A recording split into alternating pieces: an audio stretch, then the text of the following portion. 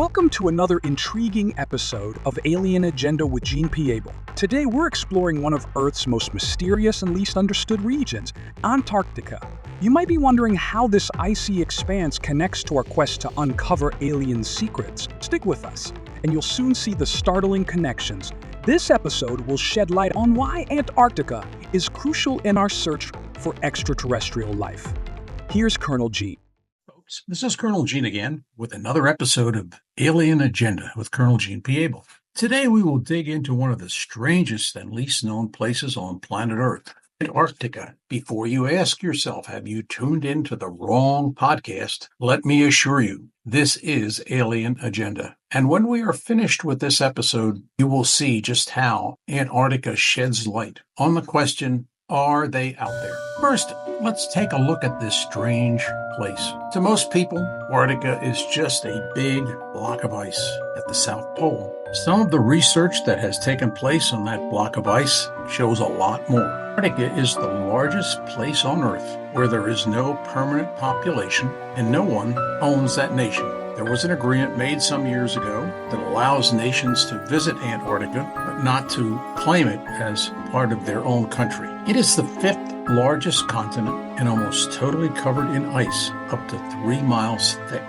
It is the largest single piece of ice on Earth. It has a number of mountains that range up to 14,764 feet. Without the ice, Antarctica would appear like a large peninsula with mountains and islands and a landmass about the size of Australia. Antarctica is part of the Ring of Fire, active in the Pacific, and on Mount Erebus on Ross Island, there is an active volcano. Now to some tidbits that link Antarctica to other intelligent life in our universe. First, pyramids have begun to appear as the ice melts due to global warming.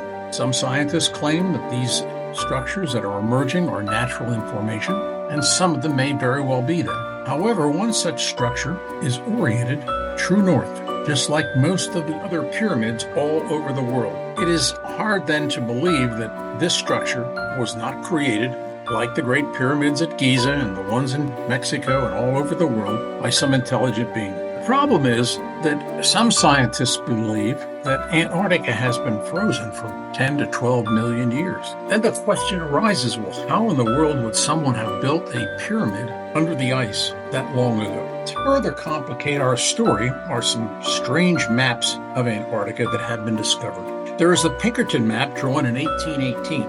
That shows just ocean at the South Pole. That makes all the sense in the world because Antarctica was not actually discovered until 1820, 2 years later. And it was not confirmed that Antarctica was anything more than ice until 1840, when they confirmed that it was in fact a landmass. There was another map called the Pierre-Ross map, dated in 1513, that clearly shows the outline of Antarctica with details of the coastal areas, the animals that live along the coast, but there was no detail of anything in the interior, just as if it was pure ice. So now we have a map that was dated in 1513 that shows a continent very similar to what we see today called Antarctica, even though the map in 1818 shows nothing. Then there is another map called the Arcturus Venus map. This one is dated 1531. This map shows interior features of Antarctica. And guess what, folks? The interior features that are depicted on the map dated 1513 have been shown to be almost exactly what we know today by the ground-penetrating radar that has been used to actually map Antarctica without the ice. The question then arises, how in the world were these maps produced? If you could go back in time to 1531, and look at Antarctica, you would see the same thing you see today, a big block of ice. This means that it is very likely that this 1531 map is based on a much older map. Perhaps some go back as much as 12,000 years, when some scientists believe that Antarctica was warm. This begs the question, how could Antarctica have been warm 12,000 years ago? A Charles Hapgood, a Harvard-educated historian and explorer, indicates that his theory is that Antarctica was not always located at the South Pole. He believes that due to a meteor strike about 12,000 years ago, the tectonic plates of the Earth shifted and moved what is now Antarctica approximately 1,000 miles to the south in the period of about a week. In 1974, Flavio Byrd, an Italian engineer, published a book called A Civilization Under the Ice, in which he depicts a highly advanced civilization from another planet living on Earth before the meteor strike and the shift of Antarctica to the south, which resulted in it freezing over. There are many reports of sightings of UFOs flying over Antarctica and stories of them going into the interior of the ice at some places. In 1946, the United States Navy had an operation that it called Operation High Jump, and it was supposed to establish a little American base. It was under the command of Admiral Richard E. Byrd. The operation was to last for approximately 6 months, but unexpectedly ended in just 6 weeks. It consisted of over 4,600 personnel, and Admiral Byrd, of course, was in command of this operation. He was a well-known explorer of both the North and South Poles, and in 1926, Admiral Byrd flew over the North Pole at the risk of his life with Chief Aviator Pilot Floyd Bennett. He and Mr. Bennett were awarded the Congressional Medal of Honor for their bravery in flying over the North Pole in 1927 by President Calvin Coolidge. When Admiral Byrd returned from the curtailed mission to Antarctica, he was ordered to remain silent about what took place and to never talk about what happened during those 6 weeks. Stories began to leak out that disc-shaped aircraft had caused the Navy to leave their location and abort the mission. Admiral Byrd obeyed his orders and remained silent about his mission throughout his life. However, after his death, his son found his personal diary, which I have had a chance to read, and in that diary, Admiral Byrd describes in detail some of the events that took place during that 6 weeks in 1946. Admiral Byrd, in flying over the ice, came upon what amounted to a huge opening that led under the ice. His plane ended up into that enormous abyss, and what he found was hard to believe. He flew through a lush green area that led to a city that looked like it was made of crystal. Some disc-shaped objects surrounded his plane, took control of it, and landed the plane in the city. He was escorted to a being that was called the Master, and he was told that they were very concerned about what humankind was doing with nuclear weapons and their use to destroy Hiroshima and Nagasaki. They told Admiral Byrd they hoped humanity would stop to prevent the destruction of the Earth, and told him that he would be returned to the surface safely. This isn't especially important to UFO followers because the number of sightings at that time increased, and most of the sightings took place over nuclear weapons facilities. We also had the 2 incidents that were reported at 2 Minuteman site installations that were deactivated after UFOs were sighted above the installations. To this day, we do not know how the missile installations were that contained 10 ICBMs each went offline.